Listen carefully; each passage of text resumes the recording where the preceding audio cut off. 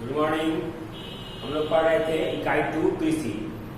कृषि भारत की सबसे प्रमुख जीविका का साधन है और भारत का लगभग 34% राष्ट्रीय आय जो है वो कृषि से प्राप्त होता है। कई सारे उद्योगों के लिए कच्चा माल कृषि से भी प्राप्त किया जाता है। इन सारी बातों को हम लोगों ने पिछले वीडियो में जाना। पिछले वीडियो में गश्त सहनता भी जाना था कि वो क्या कराता है। उसके बाद गहन जीविका कृषि, वाणिज्यिक कृषि के बारे में हम लोगों ने विस्तृत जानकारी ली। अब हम लोग चल रहे हैं फसल का प्रारूप, यानी फसल का क्या प्रारूप है भारत में फसलों का। भारत में भौतिक विविधता, सांस्कृतिक विविधता से भारत परिपूर्ण है। यानी भौतिक विविधताएं इनकी हर क्षेत्रों में भौतिक विविधताएं अलग प्रकार की पाई जाती है। उसके बाद सांस्कृतिक विविधता, यानी हमारे भारत में अलग अलग क्षेत्रों में अलग अलग संस्कृति के कुछ झलक मिलती है। अलग अलग संस्कृति को देखा जा सकता है, समझा जा सकता है।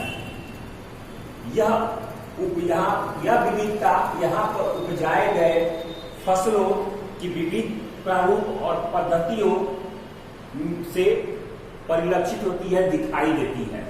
यानी यहाँ पर जो भी फसलें उगाई जाती हैं उसकी जो विविधता है वो दिखाई देती है हमारे इस विविध फसलों को देखते हुए। यहाँ पर विभिन्न प्रकार की खाद्यान्न फसलों का उत्पादन, दलहन, तिलहन, पेट फसलें, रेशे वाली फसलें, उसके बाद सब्जियां, फलें आदि उपजाई जाती हैं। यानी देखा जाए तो इन मामलों में हम आज आत्मनिर्भर हैं और हर प्रकार की फल, हर प्रकार की सब्जियां, हर प्रकार के खाद्यान्न फसल हमारे यहाँ उत्पादन किए जाते हैं। इन फसलों में उपज हमारे यहाँ पाई जाने वाली जो ऋतुएं हैं, विभिन्न ऋतुएं हैं, विभिन्न मौसमें हैं, उनके अनुसार हम परिवर्तित पाते हैं। उसके अनुसार परिवर्तन होता रहता है। यहाँ की जो ऋतु है उसमें उससे संबंधित जो फसल समूह है, जो यहाँ पर ऋतु है, मौसम है, वातावरण है, उसके अनुसार हम फसल समूह को 3 भागों में बांटते हैं। 3 भागों में बांटते हैं। पहला है रबी फसल, पहला है रबी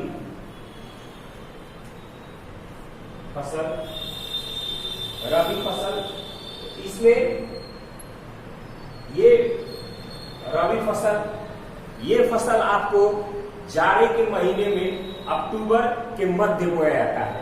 यानी अक्टूबर के आधे दिनों में, पूरे महीने के आधे महीने के आसपास इस फसल को लगाया था, रबी फसल को।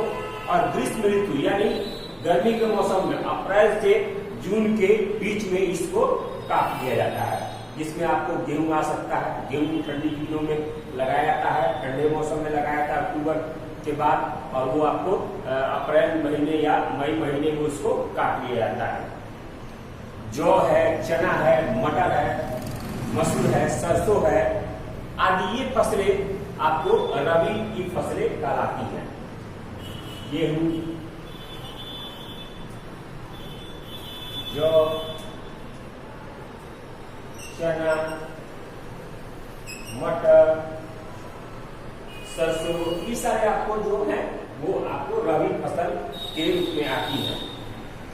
रबी फसलें की खेती देश के विस्तृत भागों में की जाती है। यानी बहुत बड़े भूभाग पर इसकी खेती की जाती है, किंतु देश के पश्चिम उत्तर राज्य जैसे पंजाब, हरियाणा, उत्तर प्रदेश इसके विशेष राज्य हैं।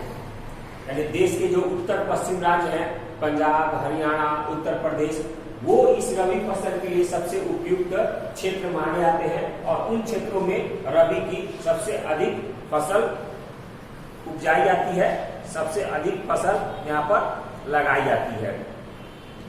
उसके बाद है खरीफ फसल।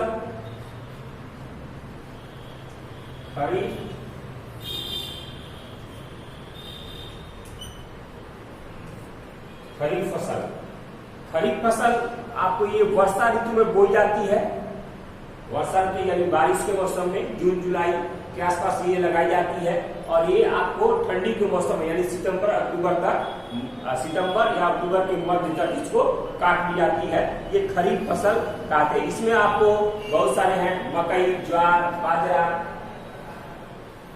मकई, धान है, ज्वार है, बाजरा है। ये सारे आपको जो फसल है वो आपको खरीफ फसल कहलाते हैं और ये ठंडी के वर्षा ऋतु में बारिश के मौसम में इसको रोपा जाता है, लगाया जाता है और ठंडी के मौसम में काट लिया जाता है। चावल, इसका जो धान है वो प्रमुख फसल है और चावल की जो खेती है वो मुख्य रूप से असम, पश्चिम बंगाल, बिहार, उड़ीसा, आंध्र प्रदेश, तमिलनाडु, केरल, महाराष्ट्र आदि क्षेत्रों में सबसे अधिक खरीफ फसल की उत्पादन किया जाता है, खरीफ फसल लगाई जाती है और ये उगाई जाती है सबसे अधिक। उसके बाद है जायद, तीसरा है जायद। जायद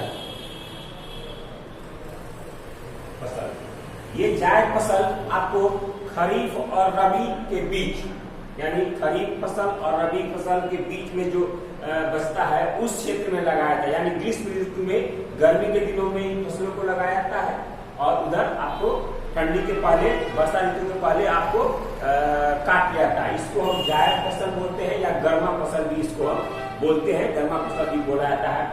इसमें आपको मुख्य रूप से धान, मकई हो सकता है, धान भी होता है, इस मौसम में धान भी लगाया जाता है। उसके बाद सब्जियों की खेती विशेषकर होती है, खासकर आपको खीरा, ककड़ी, इसमें खीरा यानी सब्जियों की खेती जो होती है इस समय में ज्यादा होती है, बारिश नुकसान नहीं करता है, इसलिए जितने भी सब्जियों की खेती होती है इस मौसम में सबसे अधिक होती है। तरबूज, भिंडी, ये सब सब्जियां काफी मात्रा में यहाँ उगाई जाती है।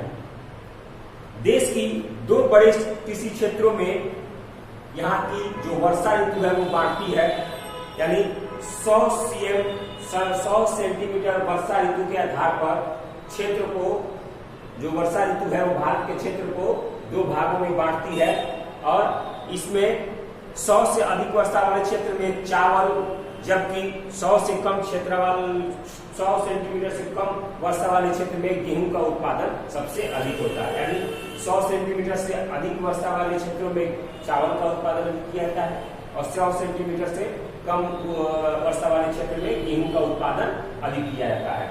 तो ये आप लोगों का है कि कौन कौन सी फसलों का प्रारूप है भारत में, कौन कौन सी फसलें लगाई जाती है। इसमें 3 रबी फसल, खरीफ फसल और जायद फसल जो प्रमुख रूप से है, कौन कौन सी फसल हो जाती है, किस किस क्षेत्र में हो जाता है, ये मैंने आप लोगों को बताया। अगले वीडियो में हम लोग अगले टॉपिक के बारे में पढ़ेंगे, अलग अलग जो भी हमारे यहाँ के महत्वपूर्ण खाद्यान्न फसल है उन फसलों के बारे में हम पढ़ेंगे कि आप वो कौन कौन सी फसल है जो भारत में प्रमुख रूप से उपजाई जाती है और ज्यादा से ज्यादा मात्रा में इनका उत्पादन किया जाता है। तो आज के लिए इतना ही, अगले वीडियो में हम अगले टॉपिक के साथ मिलेंगे। धन्यवाद।